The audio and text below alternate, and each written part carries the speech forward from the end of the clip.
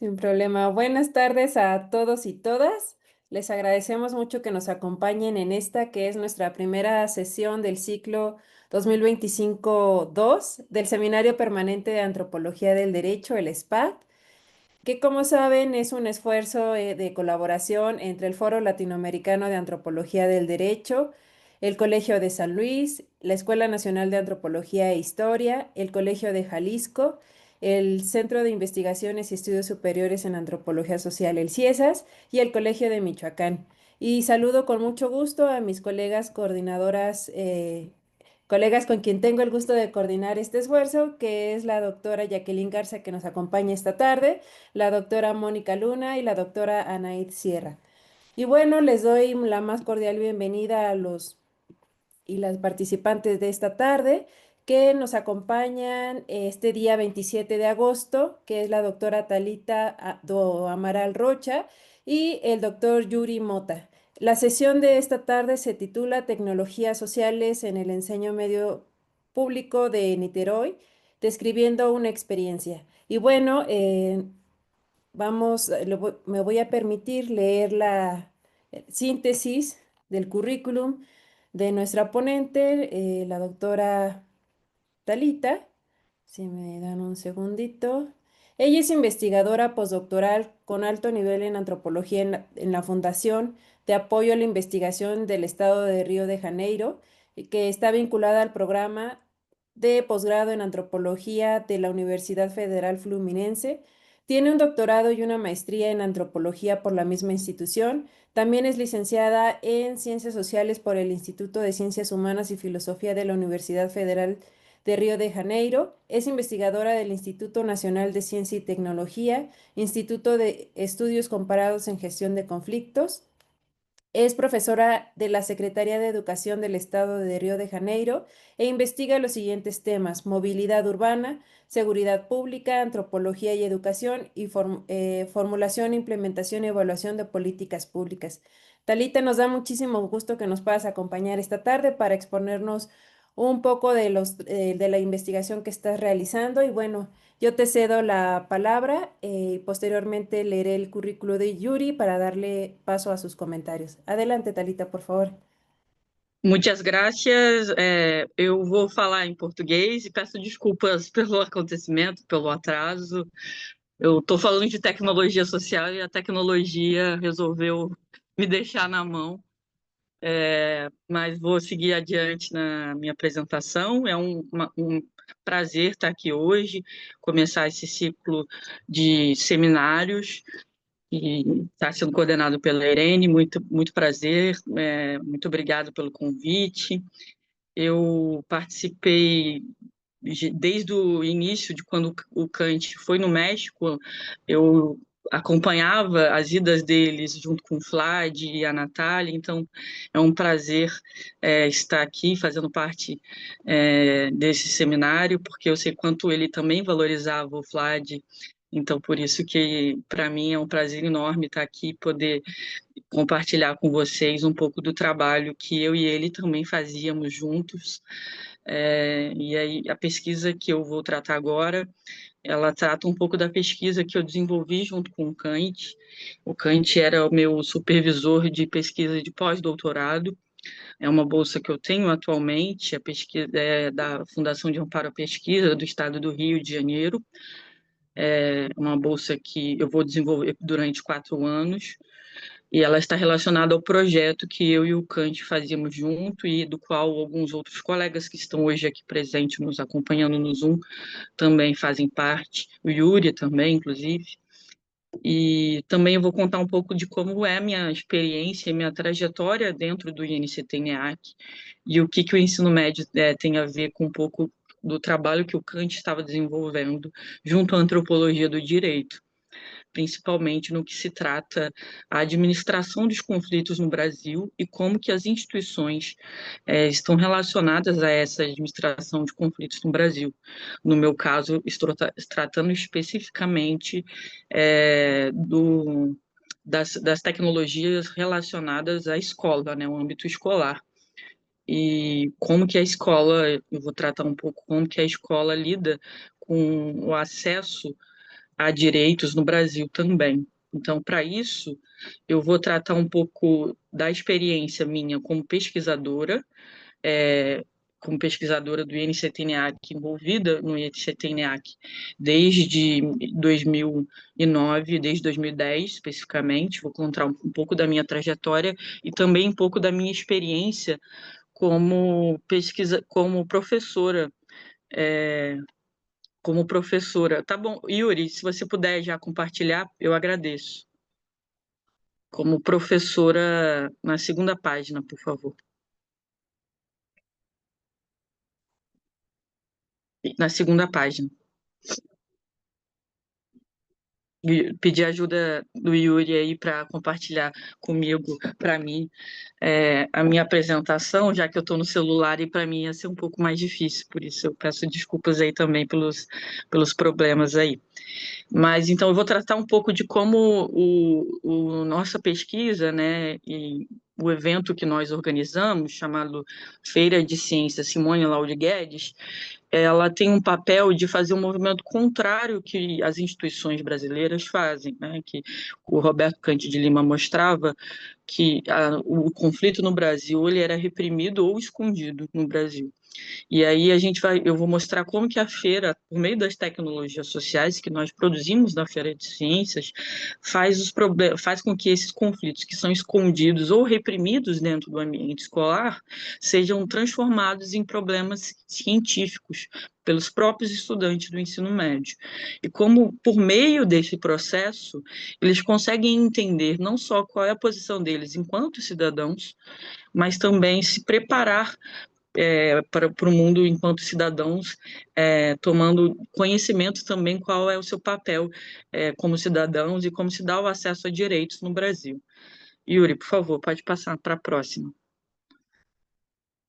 O INEAC, né, como eu estava dizendo, eu faço parte do INEAC desde 2010. O INEAC ele começou a partir de uma chamada junto ao CNPq em 2008. Este ano, agora de 2025, a gente teve a renovação desse edital, que é uma rede que começou antes com o Núcleo Fluminense de Estudos e Pesquisas, fundado em 1994, e a partir dessa atuação que o Roberto Cante de Lima tinha dentro do NUFEP, e depois passou também a ministrar outros cursos, como o curso de especialização de Justiça e Segurança Pública, e depois passou também para o curso de graduação em Bacharelado em Segurança Pública e também o curso de Tecnólogo em Segurança Pública.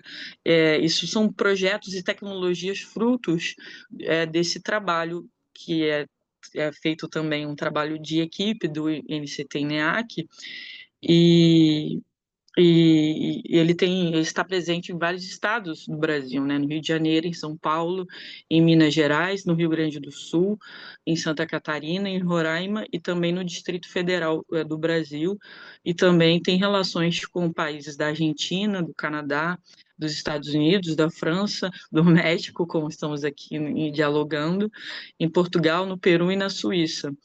Ele é um dos 8 INCTs, que é Instituto Nacional de Ciência e Tecnologia. Ele é um de poucos dos 8 INCTs em Ciências Humanas.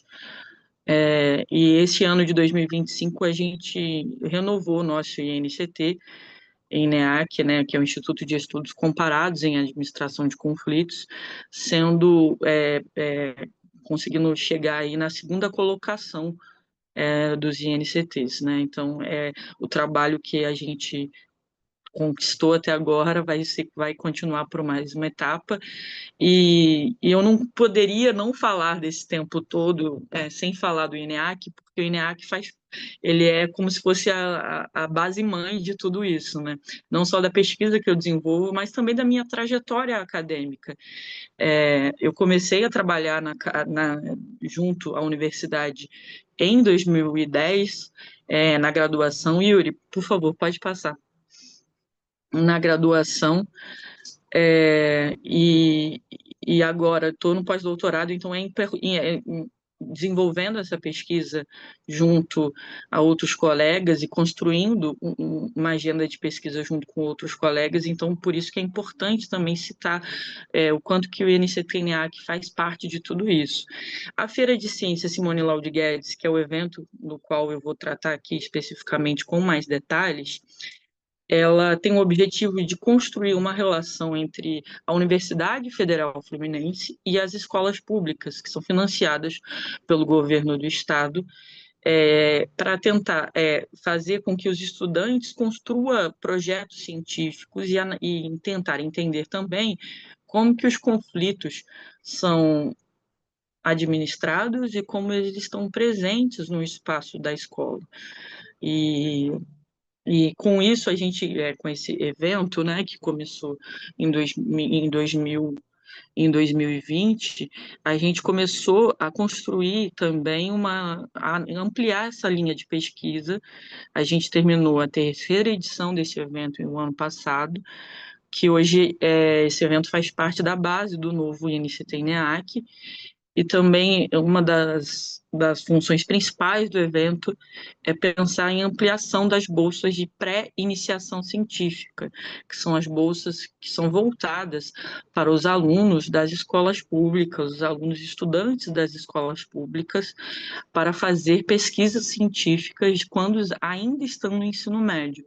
Então, tem dois tipos de financiamento, que é próprio da FAPERJ, da Fundação de Amparo à Pesquisa do Rio de Janeiro, e outra do CNPq, e nós concorremos a essas bolsas com os nossos estudantes e fazemos núcleos de pesquisa já dentro da escola, para tentar mostrar aos estudantes como é uma pesquisa também em ciências humanas, junto aos estudantes das escolas públicas, que possuem aí de volta entre 15, 16 até 18 anos de idade, sobretudo voltado para o seu último período escolar antes de entrar dentro da universidade. Então, a ideia é que eles consigam não só entender o que é a pesquisa científica, entender o que é o pensamento científico, o que também é muito importante para o entendimento do que é a ciência, do que diferenciar o pensamento científico do pensamento do senso comum, que acaba por fundamentar as fake news, né? Mas também para eles também se formarem enquanto pesquisadores, possíveis pesquisadores, e também, em alguma medida, profissionalizar diante disso, né? Então, diversos bolsistas de pré-iniciação científica já entraram dentro da universidade, já entraram muros da universidade, buscando também outros caminhos. E, e isso que é o ponto interessante dessas bolsas, que além deles entenderem o pensamento científico, eles também buscam, em alguma medida, se profissionalizar e buscar outros caminhos dentro da universidade, não necessariamente vinculadas aí a ciências humanas, né? Eu tive ex-bolsistas que foram para a área de ciências biológicas, para outras áreas, mas sobretudo para que eles se aproximem à universidade pública, né, que é financiada pelo Estado brasileiro, pelo governo, das escolas públicas, algo que é muito difícil de acontecer no Brasil, né?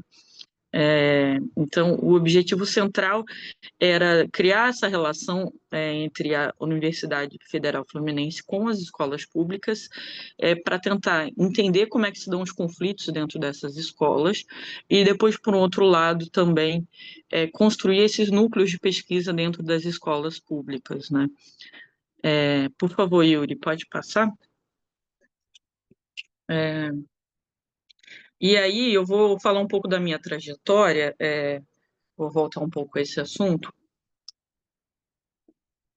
É, eu entrei em 2009 na graduação, entre 2009 e 2012, eu fiz a minha graduação, que posteriormente, a minha monografia de graduação fez parte desse livro que está à esquerda, que são Políticas Públicas de Segurança Municipal, que foi organizado pela Ana Paula Mendes de Miranda, pela Joelma Azevedo e por mim.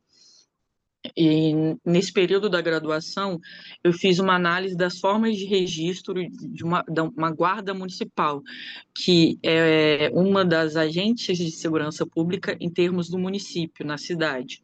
Então, cada cidade aqui no Brasil, elas podem criar essas guardas municipais, que é como se fosse um agente da segurança pública municipal. E aí eu analisei durante a graduação como que essas guardas municipais fazem um registro dos conflitos, dos atendimentos que elas prestam. Essas guardas municipais, sobretudo, elas podem ter diversos tipos de atuação. Algumas ficam organizando o tráfego das ruas, o trânsito, outras fazem a ligação e a relação dos camelôs, ficam fazendo a apreensão dos camelôs. Então, depende da cidade, elas podem ter diversos tipos de atendimento. E eu analisei durante a graduação como que as guardas municipais fazem esse primeiro registro do acontecimento. E aí eu comecei a ter um contato em si com o que era a segurança pública. No mestrado, eu continuei analisando um pouco quais são as práticas e as representações das guardas municipais, só que, neste caso, eu analisei das guardas municipais de São Gonçalo. São Gonçalo é uma cidade da região metropolitana do Rio de Janeiro, é a segunda maior cidade do estado do Rio de Janeiro, tem mais de 1 milhão de habitantes. E os guardas municipais, né, que são essas agentes de segurança pública do município, ficam responsáveis em São Gonçalo por organizar os trânsitos da cidade. E no meu mestrado, que é esse segundo livrinho aí,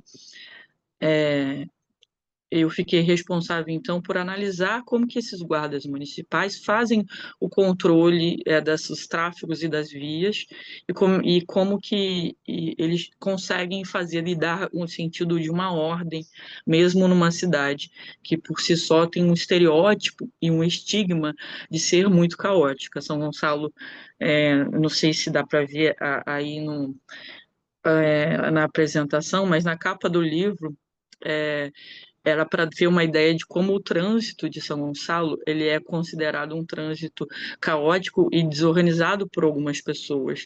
E aí caberia a essa guarda municipal a fazer a organização desse trânsito e lidar com todos os tipos de conflito que se poderia ter nas ruas. E eles costumam dizer que eles são os primeiros a fazerem os atendimentos de todos os conflitos. Tanto que tantos conflitos que podem gerar algum tipo de crime, como não. E aí, nesse livro que acabou depois sendo publicado um pouco depois, que foi fruto da minha dissertação de mestrado, foi importante para eu também conhecer um pouco mais desse sistema de segurança pública do Brasil, como que isso funciona, já que as guardas municipais elas são a ponta do iceberg desse sistema de segurança pública, né? O sistema de segurança pública contém também as polícias militares, as polícias civis, as polícias rodoviárias federais, as polícias federais e também o sistema judiciário. Como é que se dá essa relação entre o sistema de segurança pública e o sistema judiciário, como que isso acontece no Brasil? Eu estou chamando aqui de sistema, mas a verdade é como é que não se tem essa ligação entre as instituições, né? É mais a falta de ligação entre essas instituições, a falta de relacionamento entre essas instituições que ocasionam muitas das vezes problemas que podem gerar possíveis conflitos. Então, é um pouco do que eu tento demonstrar no livro, como que essa guarda municipal está na ponta desse iceberg de atendimentos que muitas das vezes não são prestados, né?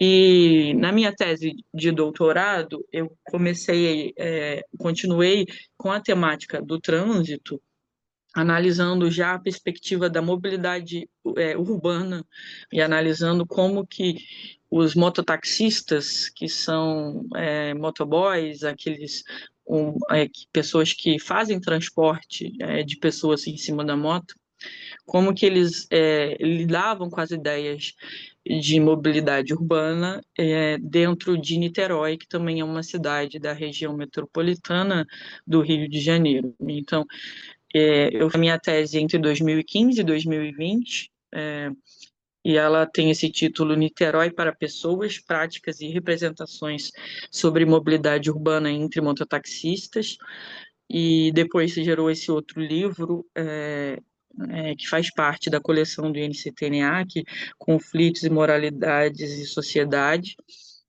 Ele foi lançado, esse livro foi lançado em 2024, faz pouco tempo, também é fruto da minha tese de doutorado, e nele eu analiso algumas questões que são ligadas aos conflitos urbanos da cidade e como que se dão as relações de moralidade entre os mototaxistas, esses pilotos de moto, e como que essas relações de moralidades do Brasil elas também permeiam o fazer desses mototaxistas. E aí depois eu comecei a observar que, por mais que esses mototaxistas eles quisessem ter um direito ao trabalho, ter um direito de acesso ao trabalho, eles tinham o acesso ao trabalho prejudicado, principalmente por o seu direito de não estar nas cidades. E aí eu usei um pouco do diálogo com a categoria de direito à cidade, do Lefebvre, que também é trabalhado pelo Harvey, e, e tentei demonstrar como as ideias do Lefebvre, do Harvey, de direito à cidade, quando chegam no Brasil, elas ficam um pouco difíceis de serem aplicadas sem entender como é que se dão acesso a direitos no Brasil e como que os conflitos no Brasil eles são tratados, à luz aí da teoria do Roberto Cante de Lima. Porque o Lefebvre ele era francês, né? E o Harvey é americano, então eles tratam de cosmologias muito diferentes da que a cosmologia brasileira, de como se dá o acesso a direitos no Brasil de forma desigual, como o Roberto Cante de Lima sempre falava, e principalmente como que as regras elas são colocadas de maneiras diferentes nesses lugares. Então a gente não tem como incorporar um conceito como direito à cidade, sem tentar entender quais são as relações morais que estão em voltas do acesso à cidade em si. É um pouco disso que eu trabalho no meu doutorado, e, e esse meu caminho institucional foi importante, não só por eu ter abertura dentro do INEAC para continuar fazendo meus trabalhos acadêmicos e tentar ainda incorporar e pensar outras práticas, mas também para entender o quanto que a teoria do Roberto Cante de Lima ela é essencial para a gente entender essas diferentes noções de acesso a direitos e como elas são diferentes em cada contexto, e quanto que os conflitos, sejam eles de qualquer forma que for, na cidade ou na escola, como eles estão relacionados também à maneira como se dão os acessos aos direitos nessas cosmologias locais, né? Então, e aí depois disso também foi importante para eu entender também como é que se dá essa administração de conflitos no Brasil, principalmente nesse momento, em 2018, eu comecei a dar aula em colégios estaduais do Rio de Janeiro, do estado do Rio de Janeiro, e aí eu comecei então a pensar já especificamente como é que se dá os conflitos, não mais só dentro do ambiente da cidade, mas também pensando agora o ambiente das escolas, como é que se dão os conflitos dentro das escolas e qual é o papel dessa instituição, da escola, dentro para esses jovens. Eu comecei a pensar isso a partir da minha inserção dentro dos colégios estaduais enquanto professora, e por isso que é importante também falar um pouco dessa minha trajetória aqui e quanto que esses meus outros trabalhos foram importantes para eu entender um pouco de como se dá o acesso a direitos no Brasil e de como é o sistema jurídico de segurança pública brasileiro também. Pode passar, Yuri, por favor.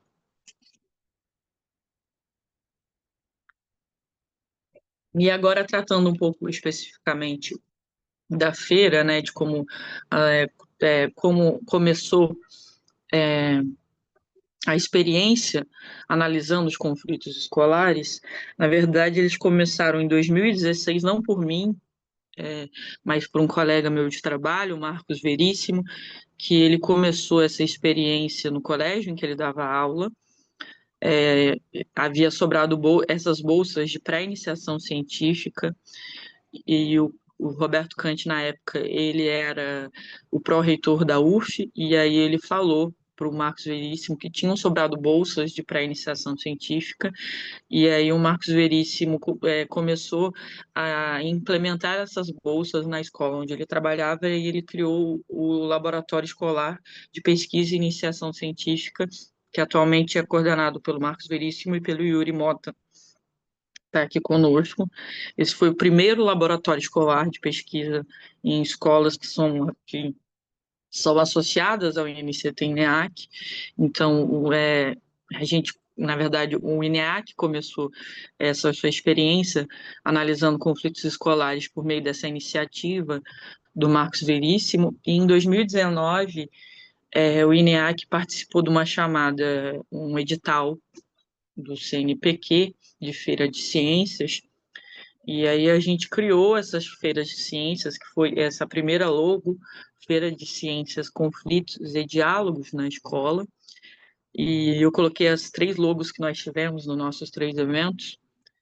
O que dá, é interessante de ver como é que ela vai se modificando, e à medida do possível a gente vai também nos aproximando mais da linguagem da juventude de hoje em dia, para atrair o que os próprios jovens também entram mais dentro do nosso evento e façam parte também do nosso evento, né? Essa primeira edição, a Feira de Ciências, Conflitos e Diálogos na Escola, se você reparar na logo, são balõezinhos de falas um pouco separados, que depois na segunda edição eles se aproximam, e na terceira edição é como se eles ficassem tão juntos e tão próximos, e já com uma outra estética diferente de letra, para demonstrar que agora o nosso evento ele não só é feito para os estudantes das escolas públicas, mas feito com os estudantes das escolas públicas. Então, os estudantes também fazem parte enquanto organizadores, e ex-estudantes também, que entraram na universidade, também fazem parte como organizadores do evento, e também dando esse caráter de profissionalização para os alunos, para os estudantes. Essa primeira edição aconteceu na pandemia, então o evento era para acontecer de maneira presencial, mas aconteceu que por conta da pandemia a gente não conseguiu fazer ele de maneira presencial. E aí a gente fez uma reunião, eu me lembro muito bem, a gente teve uma reunião com o Kant, a gente pensou em desistir de fazer, e o Kant falou que a gente não podia desistir de jeito nenhum, e aí ele propôs que a gente dialogasse com as escolas, com os outros professores, com os outros estudantes, para a gente tentar encontrar uma alternativa. Porque um seminário, né? Agora a gente está aqui, consegue com mais facilidade fazer um seminário à distância, com pessoas do México, né? Mas da Argentina, mas nessa época, né, da pandemia, as coisas eram um pouco mais difíceis, esses conflitos eram um pouco mais difíceis com a própria tecnologia, que hoje me deixou na mão, mas essas coisas eram um pouco mais difíceis na época da pandemia.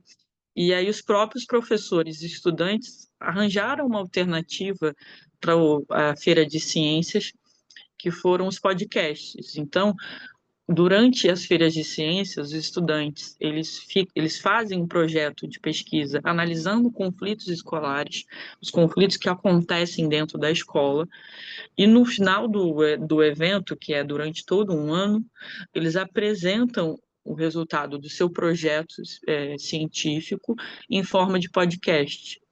Nessas 3 edições, a gente já tem 54 episódios de podcast, todos feitos inteiramente por estudantes das escolas, contando dos N conflitos e falando e analisando diferentes conflitos que acabaram sendo analisados por eles.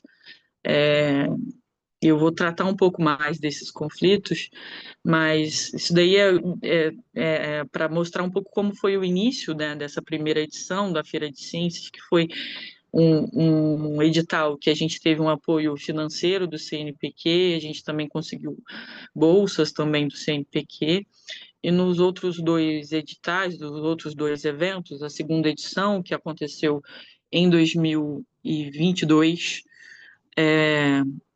durante todo o ano de 2022, a gente teve um apoio financeiro da Fundação de Amparo à Pesquisa do Rio de Janeiro, a FAPERJ, e em 2024, a última edição, a terceira edição, a gente também teve apoio da FAPERJ para o evento acontecer. Então, a gente também, durante esse ano, a gente vai também procurando formas de apoio e financiamento, não só para os estudantes, mas também para que o evento ocorra, já que ele acontece durante todo um ano,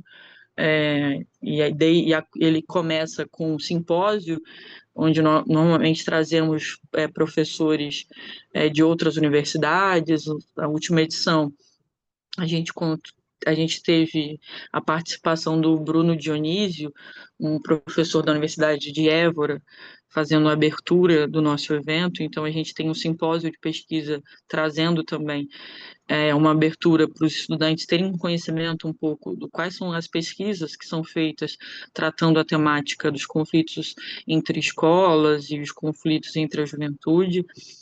E depois a gente faz algumas oficinas, que é oficina de letramento midiático, oficina de letramento racial, e oficina de letramento audiovisual, tentando mostrar para os estudantes não só como se faz um podcast, mas também como se usa os conhecimentos que eles vão ter acesso de maneira científica. E aí, por isso que é um ano inteiro de evento que a gente acompanha esses estudantes.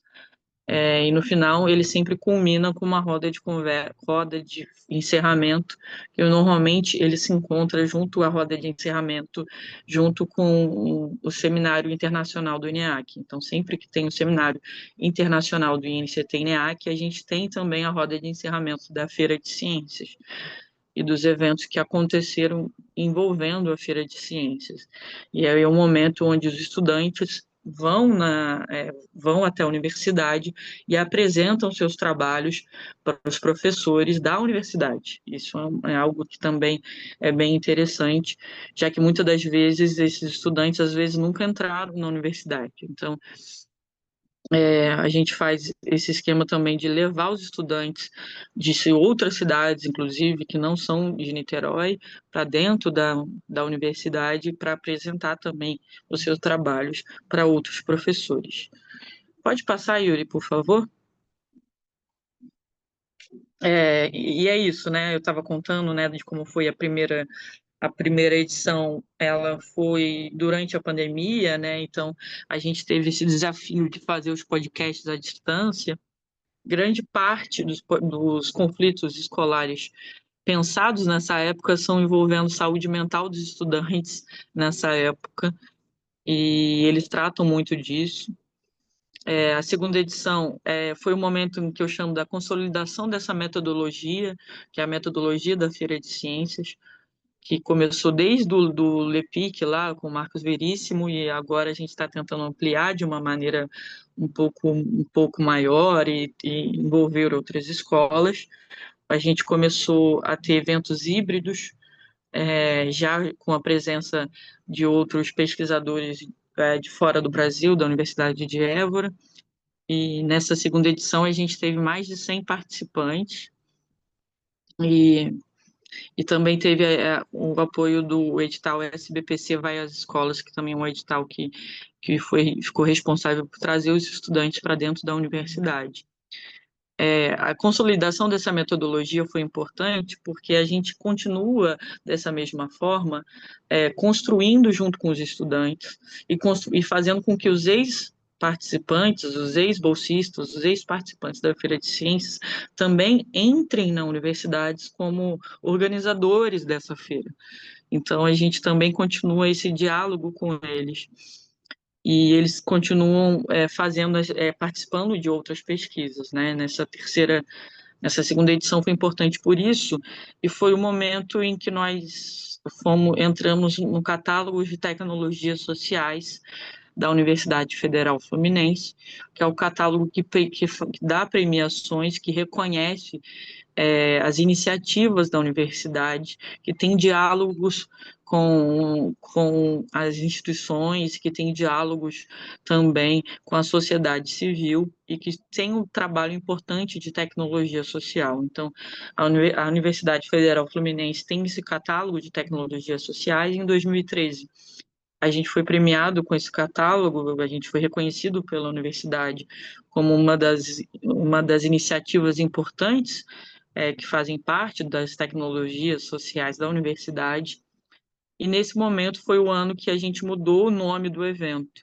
Antes era Feira de Ciências, Conflitos e Diálogos na Escola, e aí passamos para a Feira de Ciências Simone Laude Guedes, que era uma professora, que foi professora da Universidade Federal Fluminense, e ela é um nome muito importante, não só na antropologia da educação, mas na antropologia dos esportes, e antropologia também do trabalho. O nome, a Simone foi minha professora na graduação, no mestrado, e é um nome com que eu dialogo muito nos meus trabalhos, não só nos meus trabalhos agora, que venho desenvolvendo, mas também no trabalho que eu desenvolvi durante a minha tese de doutorado. Também ela foi muito importante, é uma autora muito importante, o trabalho dela do jogo de corpo, que é a tese dela, é um trabalho que é referência para nós aqui de Niterói e do Brasil de uma maneira geral, além dela ser uma das fundadoras da antropologia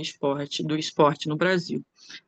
É, esse QR Code só para quem quiser ter acesso aí ao Spotify, onde tem o canal de Spotify nosso, e quem quiser ter acesso aos podcasts feitos pelos estudantes, se vocês acompanharem desde 2020, vocês vão ver que também um apanhado dos conflitos escolares que apareceram desde 2020 até na nossa última edição de 2024.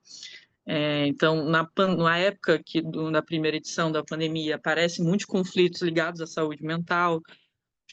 Na segunda edição, em 2022, que é o ano em que a escola começa a voltar a ser presencial, aparece muito desses conflitos, dessa volta para o ambiente presencial do escolar.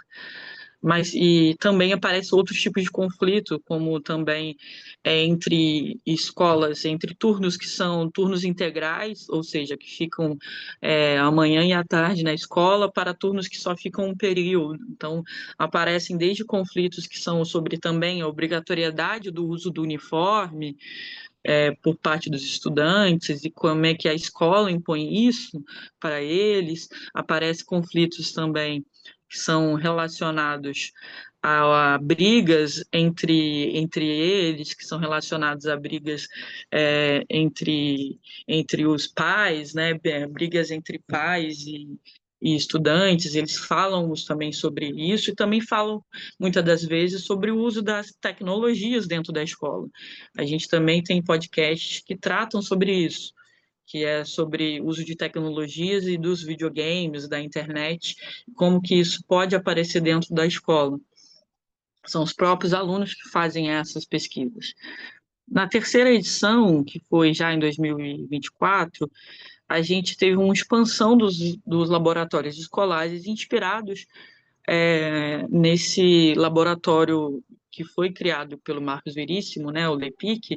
A gente teve essa expansão. Em 2024, foram criados mais outros 2 laboratórios que também são vinculados, laboratórios escolares, que são feitos dentro de escolas, que também são vinculados ao INCT-NEAC. Um que é o Lampejo, que é o Laboratório Marginal de Pesquisas do Joaquim Leitão, que é um colégio localizado na cidade de Magé, também da região metropolitana do estado do Rio de Janeiro, e ele é coordenado pela professora Gabriela Coervo, e o Laboratório Vida, que é o de Vivências Interdisciplinares da Antropologia, coordenado por mim, e que tem participantes do Colégio Estadual Pinto Lima, no qual eu dou aula, e que agora contém quase 12 bolsistas de pré-iniciação científica, e eles fazem as pesquisas e também participam de eventos acadêmicos, como a Feira de Ciências Simone Laude Guedes, mas não só. Também eles apresentam seus trabalhos em oficinas dentro da escola, em seminários organizados pela Universidade Federal Fluminense, e agora, em 2025, a gente tem um projeto Mais Ciência na Escola, que é uma expansão, uma derivação. é, a gente participa como uma derivação da nossa Feira de Ciências para tentar colocar essa prática de pesquisa com estudantes do ensino médio para outras escolas, muito inspirados nessa metodologia que foi criada desde 2016 e que vem se expandindo, buscando com que os estudantes pensem sobre os conflitos que eles vivem no seu âmbito escolar e de que maneira esses conflitos são administrados no seu âmbito escolar. A gente tem visto que isso tem gerado os resultados interessantes, não só em termos de pesquisa. A gente também teve 2 livros publicados sobre essas pesquisas que envolvem os conflitos escolares, mas também tem trazido resultados importantes, como a presença desses estudantes entrando para um ambiente escolar, para o ambiente universitário. Yuri, se puder trocar, por favor. Eu estou falando muito rápido, Talita, gente? sí, si pudieras ir cerrando en unos 3 minutos, por favor. Tá, para encerrar? Tá, tudo bem. Agora que eu ia entrar na parte, a parte etnográfica, eu vou dar uma encurtada aqui. Eu trago o título de um dos episódios de podcast, que é o Não é Fofoca, é Pesquisa, feita por uma colega que agora está terminando que está terminando a graduação em antropologia. Ela fez esse podcast quando ela ainda estava no ensino médio, e ela tratava do conflito entre os estudantes das escolas particulares para os estudantes das escolas públicas no bairro da periferia de Magé. E aí ela falava, quando ela ia entrevistar os seus colegas, ela dizia que o que ela estava tratando não era de fofoca, era de pesquisa. E quando eu comecei a fazer essa metodologia de fazer um laboratório dentro da escola, eu tive uma certa dificuldade de ter acesso ao que os estudantes queriam falar. Que quando você pensa numa escola, normalmente os alunos eles esperam que o professor fale. Quase nunca ele fica muito aberto a falar. Então, a ideia de se você perguntar a fofoca dos estudantes, os conflitos que não são mal resolvidos, sempre que tinha uma briga no pátio, ou sempre que tinha. Ana Luísa está aqui presente, isso. Ana Luísa, que foi. Está aqui, obrigada pela lembrança, Yuri, que produziu esse podcast. E sempre que os estudantes estão, por exemplo, no meio do pátio, ou quando acontece algum tipo de conflito dentro da escola, eu acabei entendendo que quando os estudantes estão falando dessa fofoca, eles estão falando de conflitos que são mal resolvidos pelos estudantes, pela própria instituição, pela própria escola, e como que essas escolas não conseguem resolver esse conflito e acaba virando essa fofoca entre eles. E aí foi por meio da fofoca que eu consegui fazer com que eles participassem um pouco mais, falando um pouco desses conflitos, do que estava acontecendo. E no final das contas eu comecei com que eles, tentei fazer com que eles fizessem um processo ao contrário, de transformar essa fofoca, que é um conflito não administrado, que é um conflito mal administrado, em um problema científico, porque grande parte das pesquisas que os estudantes faziam eram fruto desses conflitos não administrados. E então tem conflitos sobre o uniforme, sobre a oportunidade de trabalho. Então, como é que eles conseguiram fazer, por meio dessa metodologia que é da Feira de Ciências, transformar os conflitos não administrados pela escola pública, pelos professores e pela direção da escola, em um problema de pesquisa para que eles mesmos pensem sobre esses conflitos. Essa é a forma como nós tentamos fazer essa metodologia funcionar, e por isso que tem dado tão certo. E aí eu acho que essa não é fofoca, é pesquisa, algo que eu tenho conversado, inclusive, muito com a Ana Luísa, que está aqui presente, que eu acho que ela meio que sintetiza como a nossa metodologia funciona, como que a gente consegue fazer com o conflito não administrado pela escola passa a se transformar em um problema de pesquisa pelo estudante. Passa, Yuri, por favor, vou dar uma corridinha, já que a gente está chegando já no final.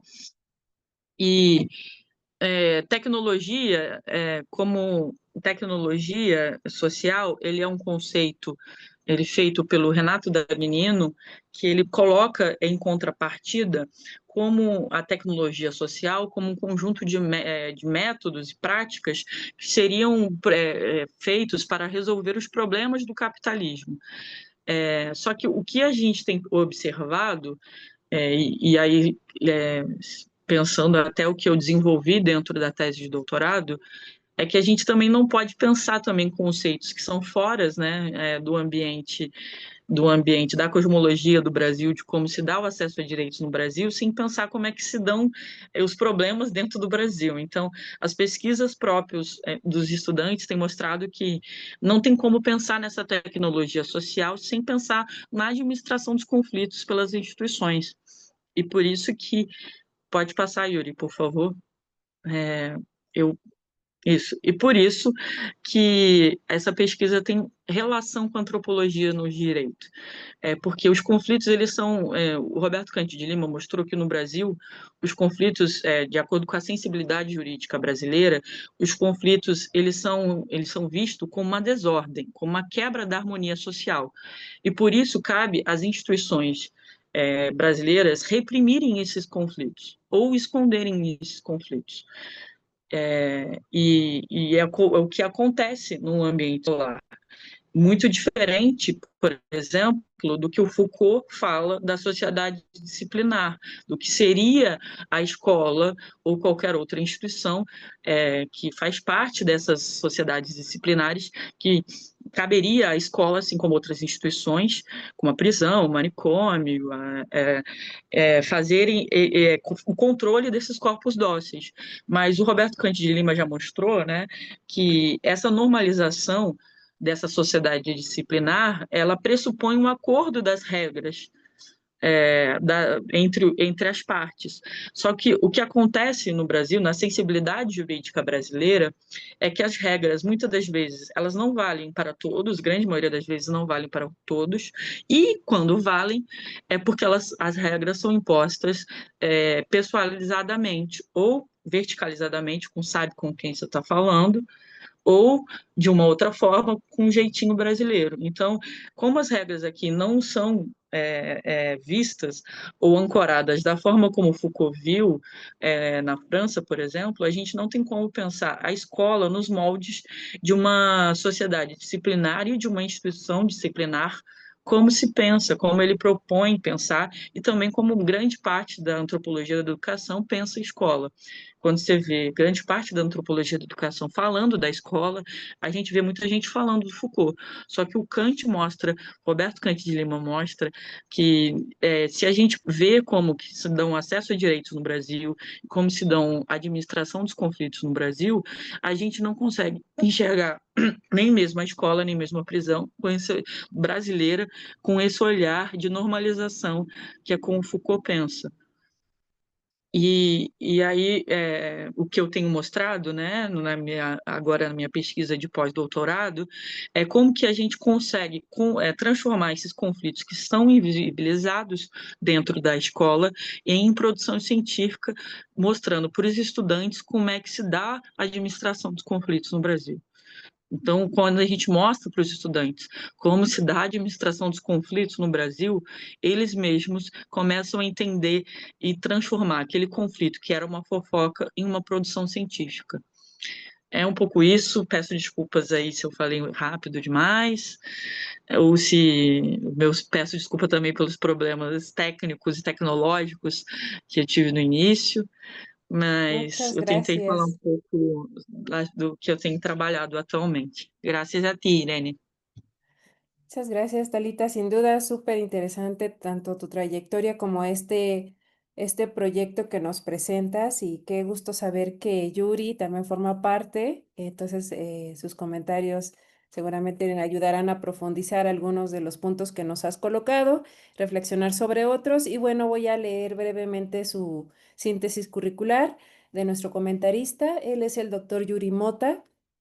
Es licenciado en Políticas Públicas por la Universidad Federal Fluminense. Es doctor y máster en Ciencias Jurídicas y Sociales por el programa de posgrado en Sociología y Derecho de la Universidad Federal Fluminense. Actualmente realiza un postdoctorado en el programa de posgrado en Justicia y Seguridad de la misma universidad. Es investigador afiliado al Centro de Investigación en Sustancias Psicoactivas y Cultura y al Laboratorio Escolar de Investigación e Iniciación Científica, así como a grupos de investigación afiliados al Instituto de Estudios Comparados en Gestión de Conflictos, el INIAC.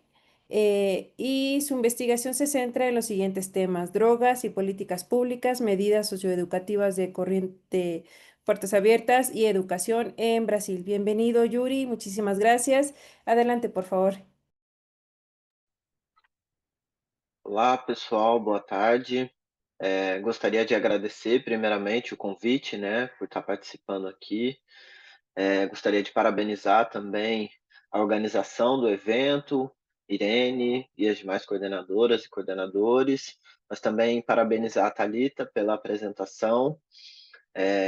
E aqui, né, meu objetivo, então, é fazer alguns comentários e, nesse sentido, vou tentar fazer um diálogo, né, com a Thalita e é, utilizar dessa oportunidade, Thalita, para a gente, enfim, refletir um pouco sobre o que a gente anda trabalhando, né, sobre os nossos trabalhos coletivos e também individuais, na esperança aí que esses comentários, essas reflexões nos ajudem, né, a dar continuidade a esse trabalho e também, quem sabe, algumas publicações, enfim, outros projetos. Então, esses comentários são nesse sentido, né? Bom, acho que a primeira coisa assim que eu queria colocar, né, é com relação ao Laboratório Escolar de Pesquisa e Iniciação Científica, que é um grupo de pesquisa escolar, como a Thalita já apresentou, né, e que, por conta do seu pioneirismo, deu origem a novos grupos de pesquisa. Então, o grupo que a Thalita coordena no colégio dela, o grupo que a Gabriela Cuervo coordena, que inclusive, né, foi da onde a Ana Luísa está aqui presente, que a Thalita citou o trabalho de podcast aí do Não é Fofoca, é Pesquisa. É uma pesquisadora que foi formada, né, em um grupo de pesquisa escolar e aí hoje está fazendo a graduação em antropologia na Universidade Federal Fluminense, mas falar um pouco, né, dessa constituição do que seria um laboratório escolar de pesquisa nos moldes que nós estamos propondo, né? E aí pensar se a gente está nesse sentido, acho que sim, né? Os catálogos de tecnologia social estão mostrando isso, né? Mas de pensar como a gente está criando uma metodologia inovadora nesse sentido, né? Porque circulando pelos congressos, circulando pelas enfim, pelos eventos científicos, né, principalmente aí na área da educação, as pessoas que trabalham com antropologia na educação básica ficam surpresas em ver, né, esse tipo de trabalho. E aí procuram, né, entender um pouco mais como a gente consegue organizar. Então, o LEPIC, né, que é o Laboratório Escolar de Pesquisa e Iniciação Científica, a gente tem um perfil no Instagram, né, que é administrado pelos próprios bolsistas, né, que são estudantes do ensino médio. Depois, quem quiser seguir, né, é LEPIC.uf, que é Federal Fluminense, né? Ele surgiu em 2016, como a Thalita falou, por conta de algumas bolsas que estavam sobrando, né? E aí, o professor Marcos Veríssimo, que dava aula no Colégio Estadual Walter Orlandini, no município de São Gonçalo, que é um município vizinho a Niterói, onde a universidade está localizada, essas reuniões aconteciam de maneira presencial. Então, levando texto para discutir, discutindo as próprias pesquisas, discutindo os conflitos, né? E aí, com a pandemia, o LEPIC, que tinha 4 bolsistas, depois mais 2, o LEPIC cresceu, né? Porque as reuniões começaram a ser virtuais, e aí um estudante que tinha um colega em outra escola falava sobre o grupo de pesquisa e a possibilidade de fazer pesquisa. Então, o LEPIC se expandiu, não só para as escolas de São Gonçalo, onde ele já era originário, mas também se expandiu para Niterói. E aí foi durante a pandemia onde eu ingressei no LEPIC, né? Comecei a contribuir com os trabalhos junto ao professor Marcos Veríssimo, e a quantidade de bolsas se expandiu, né? E assim,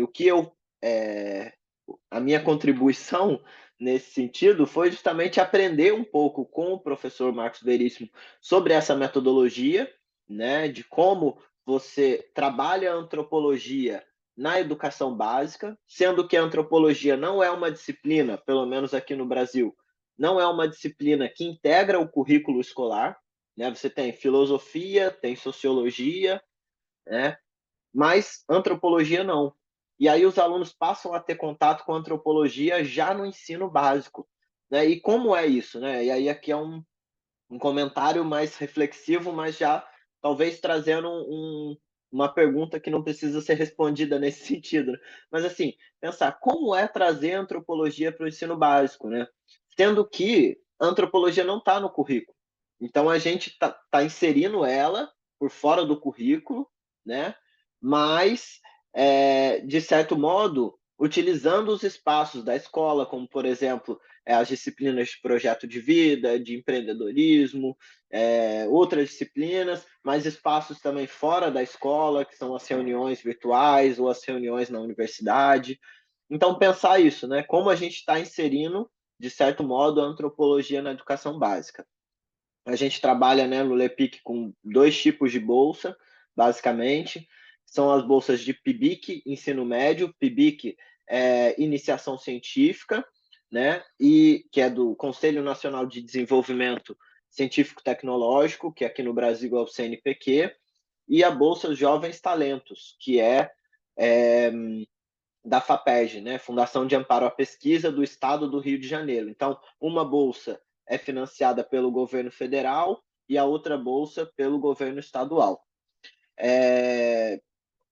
Bom, mas acho que pensar um pouco sobre a antropologia na educação básica, né? Eu acho que esse é o primeiro ponto aí, um pontapé de saída para a gente conversar. A outra coisa que eu estava pensando, né, é de como essas questões relacionadas aos conflitos escolares, elas estão diretamente, assim como você colocou, né, relacionadas com a antropologia do direito, né? Como a gente está fazendo esse diálogo e pensar a antropologia do direito, que geralmente, aqui no Brasil, pelo menos, as pessoas que estão pesquisando antropologia do direito, ou elas estão ligadas a campos que estão fazendo pesquisa com os indígenas, né, populações indígenas, ou estão fazendo pesquisa no sistema de justiça, né? E aí a gente está trazendo a antropologia do direito para dentro da escola, né? Como pensar conflitos escolares a partir da antropologia do direito, né? Então essa é uma proposta que eu achei muito interessante. Na tese de doutorado que eu defendi em 2024, eu fiz estava conversando há pouco com a Irene, eu fiz sobre o papel da escola na execução de medidas socioeducativas em meio aberto em Niterói. E aí, uma rápida contextualização, né, para quem não sabe o que são medidas socioeducativas, a Irene já me disse que essas nomenclaturas também são utilizadas no México, então acho que fica um pouco mais fácil para a gente dialogar, sei que na Argentina também. São medidas judiciais, né, adotadas para adolescentes que cometem algum tipo de ato infracional. E aí, dependendo, né, da gravidade desse ato infracional, existem alguns tipos de medida a serem aplicados, né? Então, você tem os mais graves, geralmente são atribuídos à medida de internação, ou então a semi-liberdade, né? E as mais brandas, por exemplo, as de meio aberto, né? E as de meio aberto foram justamente o objetivo da minha pesquisa de doutorado. E eu fiz o trabalho de campo em órgãos municipais da assistência social, que são responsáveis pelo acompanhamento dessas medidas e também em escolas públicas. E aí aqui no Brasil, né, as medidas socioeducativas de internação e semi-liberdade são de responsabilidade da Secretaria de Educação. Já as medidas em meio aberto, elas são de responsabilidade das prefeituras municipais, e aí isso é atribuído, né, à responsabilidade das políticas de assistência social. Então, eu realizei, né, o trabalho de campo tanto nesses órgãos de assistência social, que recebem os jovens em medida em meio aberto, quanto nas escolas públicas. E esse projeto foi muito interessante, a título de curiosidade também, né, porque a gente recebeu jovens em medida socioeducativa em meio aberto nos espaços da universidade. E aí o objetivo era que eles cumprissem a medida em meio aberto dentro da universidade, né? E aqui é uma modalidade de medida socioeducativa que chama prestação de serviços à comunidade, né? Então o adolescente tem que ir até uma instituição desenvolver algum tipo de serviço, né? Prestar algum serviço à sociedade como devolutiva ao cometimento desse ato infracional. E eu me tornei orientador socioeducativo, através de um termo de cooperação, né, com a Secretaria Municipal de Assistência Social, qual esse projeto foi vinculado. A gente produziu, junto com os adolescentes, um podcast também, né, no qual a gente entrevistou assistentes sociais, entrevistamos psicólogos, entrevistamos professores, advogados, que trabalham com essas políticas de medida socioeducativa. Esse podcast também está disponível, né, gratuitamente no Spotify. E aí, para poder acessar ele, vocês podem digitar podcast no CRIA, ou então ir até o site do Psicocult, né, que é o Núcleo de Pesquisa em Psicoativos e Cultura, Psicocult. Está disponível lá também, nessas páginas, gratuitamente. E eu percebi, né, fazendo a pesquisa, que diversos documentos que fortalecem, né, que definem o que são as medidas socioeducativas, o Estatuto da Criança e do Adolescente, também o Sistema Nacional de Atendimento Socioeducativo, eles definem que as escolas são fundamentais para esse tipo de cumprimento de medida, né? Não só fundamental, como a medida socioeducativa em meio aberto é intersetorial, ou seja, não é de responsabilidade só da assistência social, mas é de responsabilidade da saúde, é de responsabilidade da educação. E aí, quando eu iniciei a pesquisa, né, muito baseado no senso comum, eu achava que os adolescentes que cumpriam medida socioeducativa, quando eles iam para a escola, eles precisavam assinar alguma coisa na escola para poder demonstrar a frequência, ou então eles precisavam ter um alto rendimento na escola, né? Mas eu percebi, né, fazendo o trabalho de campo, que isso tudo não era necessário para a política de assistência social e para o judiciário. O que era necessário era a matrícula escolar. Então, a escola assumia um caráter cartorial, né? Porque ela expedia um simples documento. Ela carimbava um documento, o aluno apresentava essa declaração de matrícula. Agora, se ele vai bem na escola ou não, isso já não era um problema. Se ele continuava frequentando a escola, isso também não era um problema. Bastava o papel da declaração de matrícula. Então, um dos pontos que eu chamo a atenção na tese é esse papel cartorial que a escola exerce, né? E por outro lado também, aí pensando na questão dos conflitos, né, eu ouvi de várias interlocutoras que as escolas, né, principalmente as interlocutoras da assistência social, que buscavam fazer a matrícula nas escolas dos adolescentes, que as escolas possuíam diversas estratégias para poder evitar que esses alunos fossem matriculados. Porque esses alunos, esses jovens, geralmente são vistos na escola como alunos problema, que é uma categoria nativa aqui do Brasil, né? Os alunos problema, ou então até os futuros traficantes, né? Que também é uma categoria que o professor Marcos Veríssimo trabalha. E aí eu percebi que, né, a forma como a escola tentava administrar esses conflitos era abafando os casos, né, ou então transferindo os conflitos para outras escolas, sempre transferindo para outras escolas. Então percebi aqui no Brasil, né, como isso o professor Roberto Kant, também a professora Simone, que a Thalita mencionou aqui, já falavam, né, como o acesso ao direito à educação é desigual no Brasil. E aí eu vi isso para os adolescentes em medida socioeducativa e meio aberto, como eles possuem dificuldade de acessar o direito à educação, né? E, bom, então esse é um panorama geral assim para a gente ir pensando também essa desigualdade, né, de acesso à educação e como as escolas elas lidam com esse tipo de conflito, né? Algumas pessoas têm direito à educação, outras não.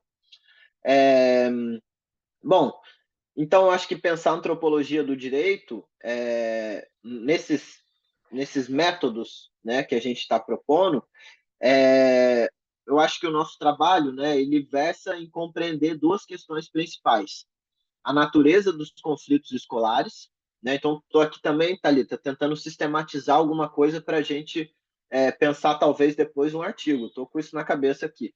Então, como, né, os nossos trabalhos eles tentam compreender a natureza dos conflitos escolares, por um lado, né?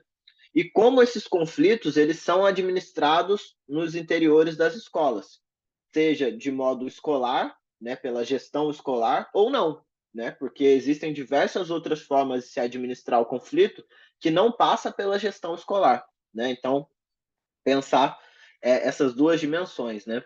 Você falou também das tecnologias sociais, né? Isso é muito interessante, né? Que as tecnologias sociais são produtos, né? Produtos que propõem aí a resolução de problemas. E eu acho que o mais interessante da tecnologia social é que ela necessita de uma participação ativa da comunidade. Aqui no Brasil, a gente tem a ideia da extensão universitária, né? Então, quando a universidade ela sai dos próprios muros e vai para a sociedade, né? E eu acho que a tecnologia social também tem esse tipo de contribuição, né? A universidade não está construindo o conhecimento sozinha, pelo menos no nosso caso não, né? A gente parte do diálogo, a gente parte da interlocução, e não só isso, a gente parte da ideia de trazer essas pessoas para dentro da universidade, para que elas possuam capacidade metodológica, né, um treinamento adequado para elas pensarem, para elas produzirem o conhecimento, para que esse conhecimento não seja só um conhecimento do senso comum ou empírico fora da universidade, mas também que ele seja legitimado cientificamente, né? Então, acho que isso é muito interessante da tecnologia social. E aí os grupos escolares, né, o LEPIC é reconhecido como a Feira de Ciências é reconhecida como uma tecnologia social. Eu também tentei aqui sistematizar 3 pontos principais, 3 contribuições principais, né, de como essa tecnologia social pode enfim, contribuir para a sociedade. Então, pensar, por exemplo, o ensino de antropologia na educação básica, que foi aquilo que eu falei no começo, né? Ou seja, eles passam a ter contato com a disciplina antes mesmo de ingressarem na universidade. Você trouxe isso muito bem, né? Você comentou sobre isso na sua apresentação. Comentou também sobre a bolsa como incentivo profissional. E aí, colocar a antropologia e as ciências sociais como a própria ciência, né? Como a ampliação de leque profissional para esse estudante. Então, ele passa a ver as ciências sociais e a ciência não só mais como uma matéria, uma disciplina da escola, né? Que ele tem que estudar para tirar nota na prova e somar a pontuação para poder ser aprovado no final do ano, né? A gente está falando de uma ampliação de leques profissionais. Também é muito interessante. E eu acho que a contribuição para o conhecimento científico, né? É a terceiro ponto assim que eu acho que é muito interessante, porque é a possibilidade da gente ampliar o conhecimento e a discussão sobre os conflitos escolares a partir das pessoas que estão vivendo aquele cotidiano, né? Então são os próprios alunos que estão falando sobre os conflitos escolares, né? E a Feira de Ciências é um catálogo de conflitos escolares, né? Para quem deseja estudar, para quem tem interesse sobre esse tema, o podcast da Feira de Ciências é muito rico nesse sentido, né? No LEPIC eu acho muito interessante que como que a gente introduz a antropologia no LEPIC para os estudantes, né? Para os bolsistas novos. A gente sempre pergunta: o que está acontecendo na sua escola? Né? Qual é o tipo de conflito que você viu e que, por exemplo, te incomodou, né? Te tirou da sua zona de conforto, né? Que te indignou, te incomodou nesse sentido, né? E aí os alunos trazem vários conflitos, né? Transfobia, assédio por parte dos professores, problemas relacionados. Eu orientei uma estudante, né, uma bolsista, que ela fez uma pesquisa sobre cola. E aí, como eu posso traduzir isso, né? Que seria o trânsito ilícito de informações, é, durante as avaliações escolares. Não sei qual é a categoria que se usa no México, na Argentina, para poder falar sobre isso, né? Mas quando há uma trapaça nas avaliações, né? E aí uma estudante que ela teve como interlocutora, né, foi pega durante a prova, colando, e discutiu com a professora e precisou cumprir medida socioeducativa, né, porque foi processada judicialmente. Então, a gente vê, né, que os conflitos realmente não são mantidos somente no interior da escola. Há também os processos de judicialização dos conflitos, né, próprio Clever, né, Clever Filpo, né, pesquisador também vinculado ao INEAC, fez pesquisas sobre os processos judiciais que têm início dentro da escola, né? Então, acho que esse é um ponto. E aí, para caminhar para o final, né, eu acho que um ponto específico que você trouxe na sua apresentação é como a gente faz. Eu vou trazer aqui a citação, né, da sua apresentação. Como fazemos o movimento contrário com os estudantes, ajudando-os a transformar os conflitos mal administrados em possíveis problemas científicos, de forma que eles compreendem como se dá o acesso a direitos no Brasil, preparando-os para a participação qualificada no mundo cívico. E aí eu achei, né, isso muito interessante, né, porque a proposta dos grupos de pesquisa na escola, né, o LEPIC, o Laboratório Vida, o Laboratório Lampejo, né, é fazer o pesquisador iniciante compreender que a pesquisa nas ciências sociais não se trata de uma denúncia, né? Porque às vezes, quando a gente pergunta o incômodo deles, eles vêm com uma ideia de que eles querem mudar, de que eles querem transformar aquele problema, né? E aí a gente tenta desconstruir um pouco isso, né? De sair da chave, e aí totalmente antropologia do direito isso, de sair da chave do dever ser, porque eles veem, não, então a escola tem que criar regras, a escola tem que punir os professores que fazem a escola tem que beleza.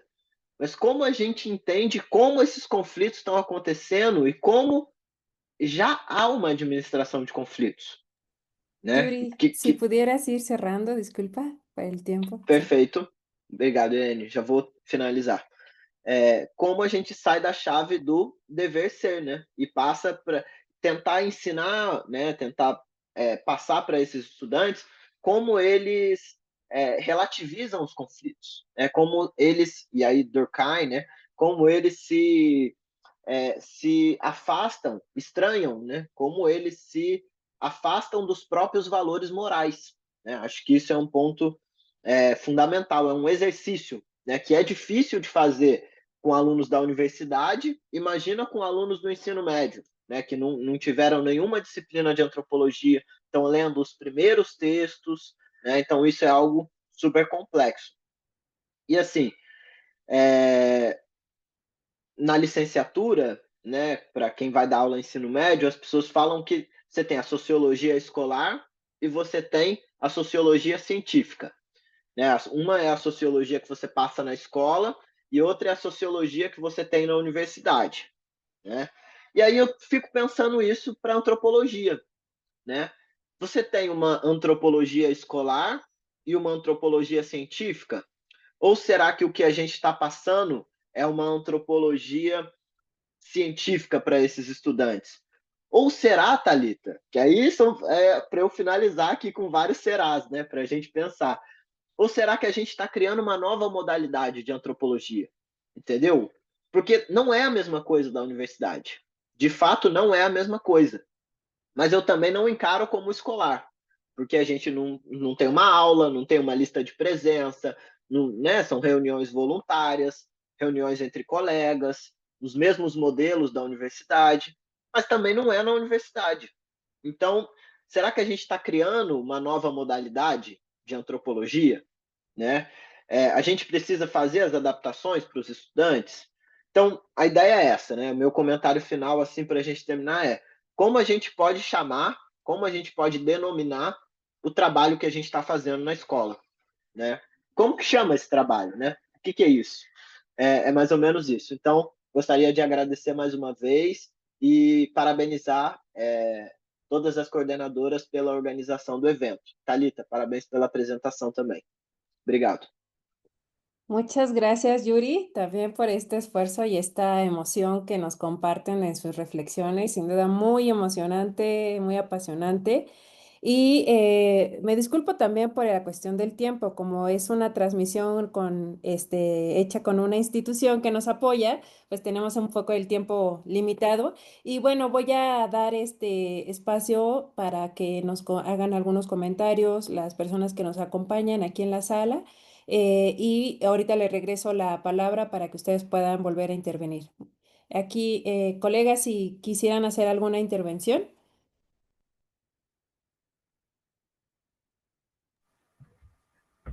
Se ninguém for falar, eu posso comentar. Em primeiro lugar, agradeço a oportunidade também de ter recebido aqui o link para participar e ter acompanhado toda a apresentação da colega Thalita, do colega Yuri, porque eu tive a oportunidade de também acompanhar essa construção quando eu chego no Instituto para fazer meu mestrado. Eu tenho essa possibilidade de ser orientado pelo professor Roberto Cante de Lima nesse projeto, do qual eu vou observar as audiências de ato infracional, do qual tem uma relação com o trabalho da Irene, e o Kant, retornando lá de México, falou que eu deveria estudar, se eu quero pensar num contraste, eu deveria estudar também um pouco o que está se falando nesse âmbito justiça penal juvenil, porque aqui no Brasil a gente introduz o socioeducativo.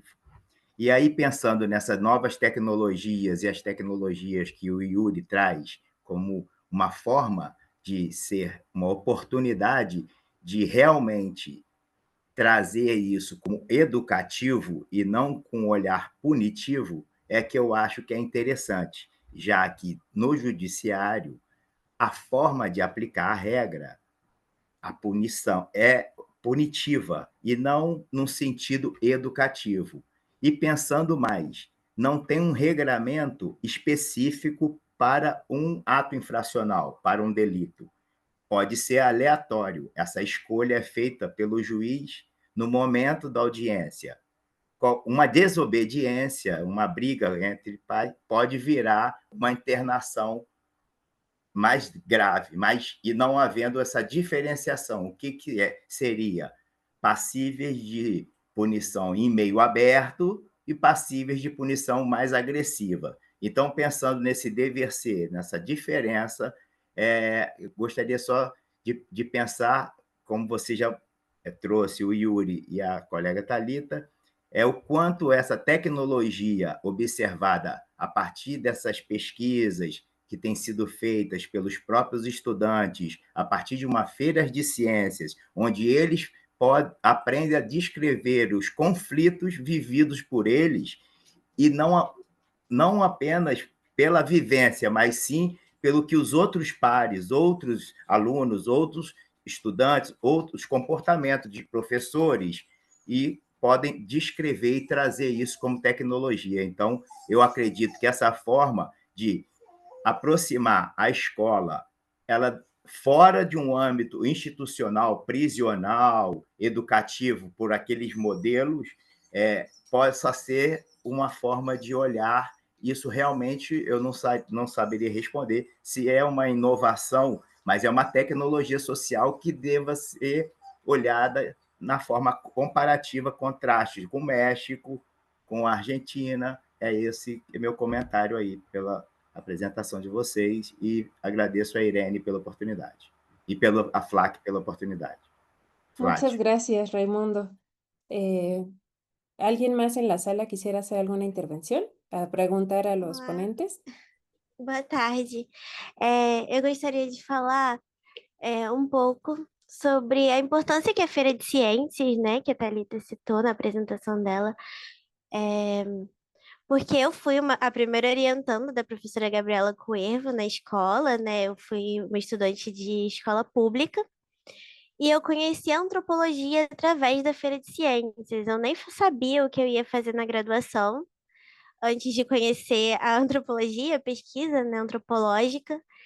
E é um projeto muito importante esse da Feira de Ciências de INCT e NEAC, porque falar é muito importante também falar, expor o que acontece dentro das escolas, porque muitas das vezes os conflitos são simplesmente empurrados para debaixo do tapete, ninguém fala sobre. Então, é muito importante incentivar os alunos a falarem desses conflitos que acontecem diariamente e ninguém quer falar, porque simplesmente acha que pode ir algum processo, né, se tornar algum processo judicial ou se tornar algo para além dos muros das escolas. E mesmo que se torne algo para fora da escola, é muito importante tratar, porque na maioria das vezes rola até crimes, né, dentro da escola, LGBTfobia, racismo, e que não são citados. Então, é muito importante levar a antropologia à pesquisa para os adolescentes dentro das escolas. Muchas gracias, Ana Luisa, por tu intervención. Pregunto, adelante, Jacqueline. Hola, buenas tardes. Pues muchas gracias, Talita, por la presentación. Fue muy interesante, muito obrigada por compartilhar conosco nessa apresentação. Vou falar portuñol, né? Aí dá para que se entienda en español y en portugués, para que nos entiendan también las personas que están acompañándonos por el Zoom. Então, eu fiquei aí pensando, como é que você faz isso da fofoca tornar-se um problema científico, né? Aí eu disse, como é isso da metodologia? Se você pode falar um pouquinho mais disso? Não sei, como é que se faz isso de convertir uma fofoca em um problema científico? É bem interessante esta proposta, pero a lo mejor podríamos así hablarnos brevemente de cómo es que se hace eso, ¿no? Y Yuri Yuri falou, né, que tem uma metodologia inovadora, e aí eu fico pensando também, a Raimundo também falou isso, né, aí dá para fazer uma conversa longa, né, mas vamos falar isso. Então, outra questão é dos tipos de conflitos. A Ana Luisa já falou também que eu fiquei pensando muito no mundo do crime. Como é que está o mundo do crime envolvido nesses conflitos? Aí, se você tem alguma... dá para refletir, né, sobre as contextualizações das escolas. Já a Júri falou muito melhor que eu sobre as medidas socioeducativas e às vezes, as organizações civis fazem mais que as escolas, né?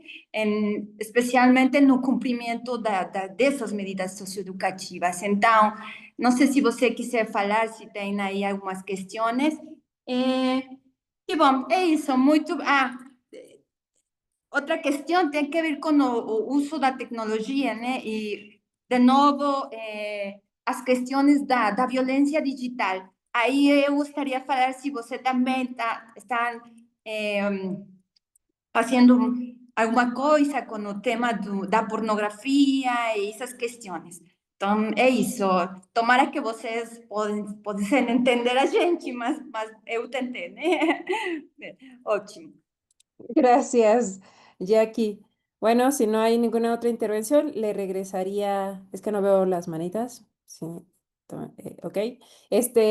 Le regreso el micrófono a Talita y después a Yuri Bueno, para que hagan alguna intervención. ¿Sí? obrigada a todos pelas questões, foram questões muito interessantes de se pensar. Vou começar de trás para frente, da Jaqueline. Como é que se transforma a fofoca em problema científico? Eu venho pensando um pouco, né, sobre como a nossa metodologia ela funciona. Como eu estava dizendo, né, a gente tenta mais ou menos fazer reuniões de pesquisa nos moldes da universidade dentro de uma escola. Só que a escola, eles pensam que o professor está lá na figura de ele apresenta o conteúdo e o aluno fica lá ali só absorvendo. De uma maneira como se ele fosse um objeto, né? Como é que transforma o aluno como parte daquilo? Muitas das vezes o aluno ele não chega inicialmente querendo falar sobre tudo. E aí eu observei que as fofocas que são faladas entre eles são muitas das vezes conflitos que não são resolvidos, ou brigas entre eles, ou brigas fora da escola, ou situação de conflitos entre a equipe da gestão escolar com os estudantes. Vou falar especificamente de um caso de uma pesquisa de uma aluna minha, que é sobre o uso do uniforme escolar. Ela transformou essa pesquisa sobre como o uso do uniforme escolar ela está relacionada a essa repressão da escola, através de quando ela me contou o que tinha acontecido entre uma diretora e ela.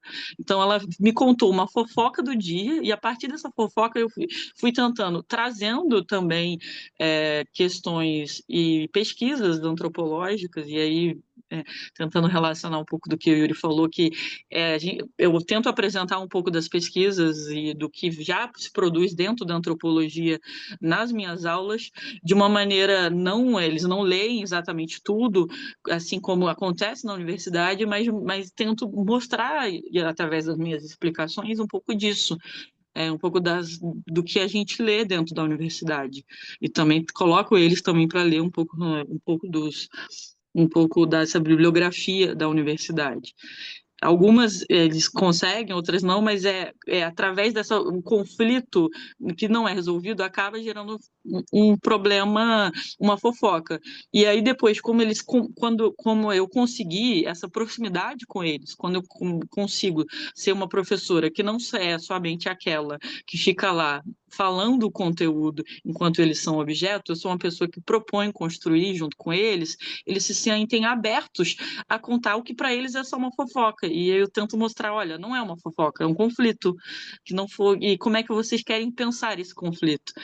E alguns deles transformam em problemas de pesquisa. E isso é interessante de se fazer, né? E essa é a metodologia um pouco, né? O Yuri falou que no grupo dele isso é de grupo para grupo, como a gente costuma falar. Lá no LEPIC, quais são os conflitos que geraram indignação? Também é uma maneira interessante de você produzir essa fala, né? E como é que os estudantes depois eles têm que se distanciar desse dever ser, que o Yuri disse também, né? Eles começam a achar, então, que é também próprio da antropologia do direito. E sobre o que eu observo nas escolas, né, sobre as medidas socioeducativas, eu cheguei quando o Yuri estava fazendo a tese dele, eu cheguei a comentar muito isso com ele, entre os estudantes, não tem diferença entre os jovens que estão cumprindo medida socioeducativa ou a pessoa maior de idade que foi presa. Para eles são tudo, tal aluno foi preso. Assim que a gente também, enquanto professor, eu também não tenho acesso, não tenho uma folha para dizendo, tal aluno está cumprindo medida socioeducativa. Isso não existe. A gestão escolar não se passa isso para a gente. O que acontece? Eu acabo sabendo disso pelos próprios estudantes, mas dessa forma. Fulaninho foi preso. Fulaninho, que tem 15, 14 anos, foi preso. Como assim foi preso?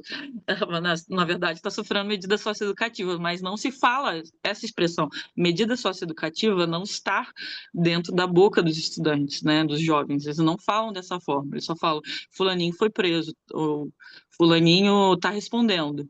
Essas duas formas de falar. Ou fulaninho foi preso, ou fulaninho está respondendo. Aí respondendo o quê? Respondendo aí que eles respondendo para eles é um crime da mesma forma. E é interessante também, né, principalmente das escolas que são de periferia, né? Eu trabalho numa escola que é da região central da cidade, mas que grande parte dos alunos são de comunidade, de favela, e como é que também essa presença dessas facções brasileiras está presente também na própria dentro da vida da escola, né?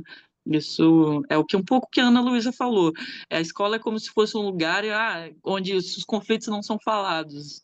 Então vamos tentar deixar tudo aqui abafado dentro do ambiente dos muros da escola para que eles não saiam daqui e não sejam administrados ou falados. Mas, na verdade, eles saem, né? Eles saem e os conflitos também de dentro entram. Não é um muro, na verdade, é uma esponja, como se fosse, né, algo como isso, né? E essa é um pouco dessa metodologia assim, que a gente tem feito, né? De pensar a escola também pelo olhar da antropologia do direito. Também algo bem algo que o Yuri também comentou. Como trazer isso, a antropologia e a antropologia do direito para dentro da escola. Eu espero que eu tenha respondido. Ana Luísa, inclusive, essa daí que comentou, é a que fez o podcast Não é Fofoca, é Pesquisa, que eu comentei na minha apresentação. Obrigada aí também, Ramon, pelos comentários, o Raimundo pelos comentários. É um pouco disso. Obrigada. Gracias, Talita. Adelante, Yuri, por favor. Muito obrigado, né, pelos comentários também, pelas perguntas. Eu vou sintetizar aqui para tentar ser bem objetivo, né?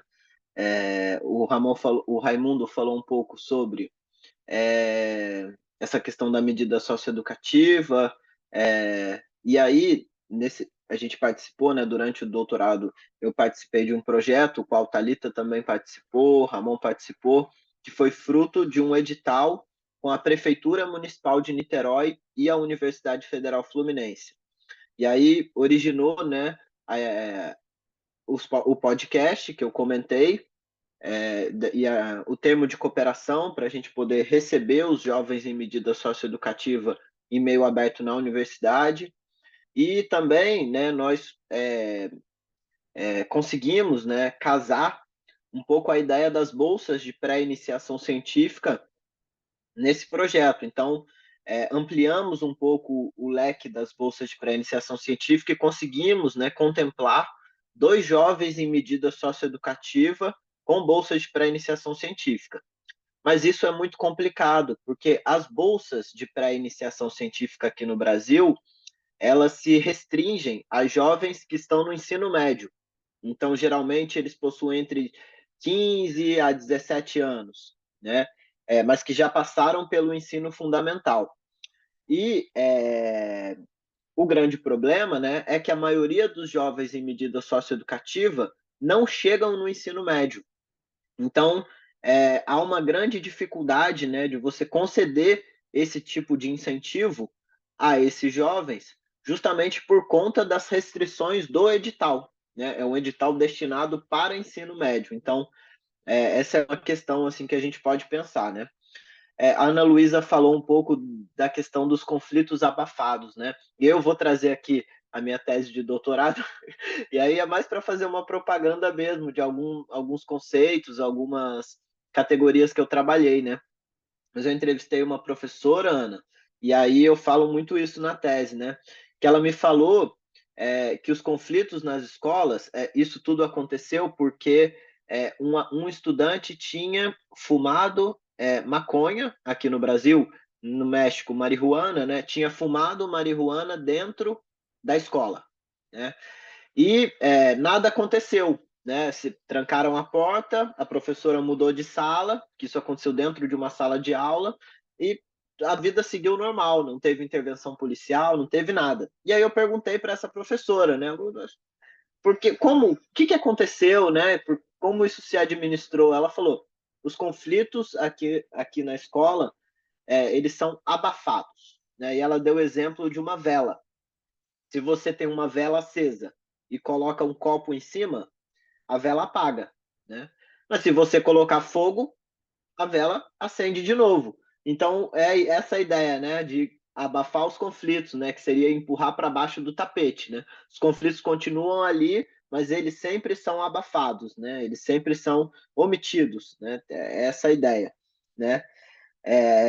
A Jaqueline trouxe, né, a ideia da fofoca, desse método, né, inovador, e a gente tem as reuniões regulares, como a Thalita falou, discussão de textos, né, para a gente trabalhar um pouco da metodologia, a introdução, mas no LEPIC a gente pede, por exemplo, qual é o conflito que te incomodou? Eu vou te mandar, Ana. Qual é o conflito que te incomodou? Então, escreve um parágrafo ou uma página sobre esse conflito. E aí a gente conversa com os estudantes a partir do texto. Então, tem também uma troca de redação, né? De uma orientação via texto. Eu acho que isso é super produtivo. E com relação ao mundo do crime, Jaqueline, para poder fechar aí essas questões, não me estender mais, né? Na tese também eu falei um pouco sobre uma categoria, né? Porque esse é um conceito que eu trouxe, né? Mas assim, tentando um pouco inovar, que seria o paradoxo do segredo, né? Que é a relação entre a assistência social e a escola pública, né? É, a assistência social e a escola pública entendem que é o que a Thalita falou. A Thalita falou sobre isso agora. Entendem que você não falar para as pessoas, para os professores, para a gestão, que o adolescente está cumprindo medida socioeducativa é uma forma de preservar, de proteger e de não estigmatizar esse adolescente, né? Mas por que isso é um paradoxo, né? Porque não fica em segredo. O segredo que era para ser segredo vira fofoca, né? E os professores descobrem por conta dos outros alunos, por conta dos outros estudantes. Então não tem uma institucionalização desse tipo de fluxo, né, entre a medida socioeducativa e a escola. E aí fica algo que era para ser um segredo, mas não é. E aí isso acaba estigmatizando ainda mais o adolescente, porque vira uma fofoca, né? Vira um comentário por baixo do tapete, algo que não é institucionalizado. E o que é clássico aqui no Brasil, né? O professor Roberto Canti de Lima falava muito isso. E no Brasil, os conflitos eles são omitidos ou exterminados ao invés de explicitados, né? Então, aqui no Brasil, a escola não explicita os conflitos, que é o que eu estava falando para a Ana Luísa, né? A escola abafa os conflitos, omite, né? É mais ou menos isso. Obrigado, gente. Muchas gracias a todos y todas, especialmente a Yuri. Sin duda, muy impresionante lo que nos comparten y obviamente la participación de Thalita. Este proyecto, todo lo que nos compartió Thalita respecto a las 10 escuelas que han participado, 20 escuelas, 20 becas que lograron, 54 capítulos del podcast, 100 participantes entre alumnos y profesores. 4 laboratorios escolares vinculados al INEAC, ¿no? La generación, justo lo que se ha conversado aquí, la generación de una metodología específica que está innovando al respecto, y tener oficinas presenciales en las escuelas, pues nos habla justamente de cómo es un proyecto que está consolidado, que se está terminando de consolidar o que ya estaba en esto, y que además está pues generando pues estos vínculos necesarios entre la universidad, por parte de la Universidad Federal Fluminense, con las escuelas públicas de enseño medio y básico, y justamente generando esto que nos compartía Yuri, ¿no? De cómo pensar la antropología del derecho fuera de las burocracias estatales, de las movilizaciones sociales, para incluir pues los conflictos y analizar los conflictos en las escuelas. Y bueno, sin duda Yuri y Talita, lo que nos comparten es muy impresionante, muy motivador. Sin duda, el tiempo no nos da, no nos dio en esta sesión para conversar tantos temas, y solo me gustaría pues enfatizar esta cuestión de la importancia de reflexionar y de incluir a las personas adolescentes, ¿no? Como sujetos con capacidad de agencia, lo que se conversaba, ¿no? De sujetos capaces de tener una reflexividad sobre sus propios conflictos, apartarse de ellos, analizarlos y desde ahí pensar otras posibilidades, ¿no? Ya en otra ocasión me gustaría platicar con ustedes cómo encuentran los conflictos que se generan o que tienen alguna naturaleza sexual. Desde México tenemos mucho en la agenda la cuestión del género, ¿no? El patriarcado, las asimetrías de poder, la importancia de la interseccionalidad, ¿no? En el análisis justamente de los conflictos y el acceso a la justicia.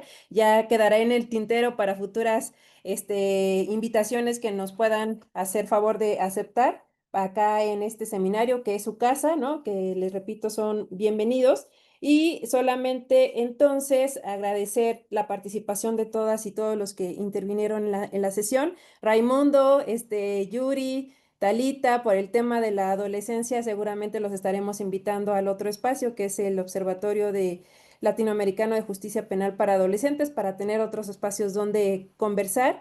Y sin duda, pues obviamente agradecerles, ¿no? Estos comentarios que nos compartieron respecto a Kant, ¿no? Y la importancia que tenía para él el FLAC, y los trabajos que se realizan desde acá en México. Sin duda, todo nuestro cariño y todo nuestro interés de continuar el diálogo con todas y todos ustedes.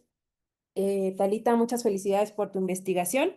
Y pues solamente cerrar la sesión, porque les decía yo que los tiempos son complicados, recordándoles que la próxima sesión es el 10 de septiembre con la presentación del libro Nos hacen falta todos, notas etnográficas de acompañamiento en la búsqueda de personas desaparecidas, que estará nuestra querida Edna Bravo, que está aquí, y con comentarios del maestro Víctor Hugo García.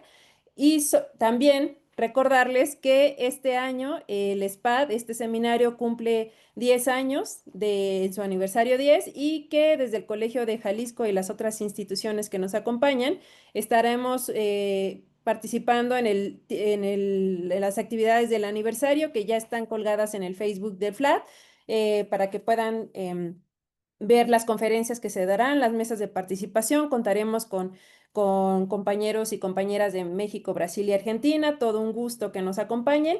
Y bueno, solamente cerrar, ya por último, ahora sí, agradeciendo a las instituciones que hacen posible este seminario. Repito, el FLAD, el Colegio de México, la ENA, el Colegio de Jalisco, el CIESAS y el Colegio de Michoacán. Despedirme con muy agradecida con mis colegas coordinadoras, la doctora Jacqueline Garza, la doctora Mónica Luna y la doctora Anaid, agradeciendo el infinito apoyo del ingeniero Carlos Núñez y del equipo del Espada. Así que bueno, lo logramos, compañeros, compañeras. Sin duda tendremos mucho que platicar, así que ya estaremos enviándoles futuras invitaciones para encontrarlos en otros espacios. Muchísimas gracias y un abrazo a todos y todas. Gracias. Gracias, muchas gracias a Gracias. todos. Gracias.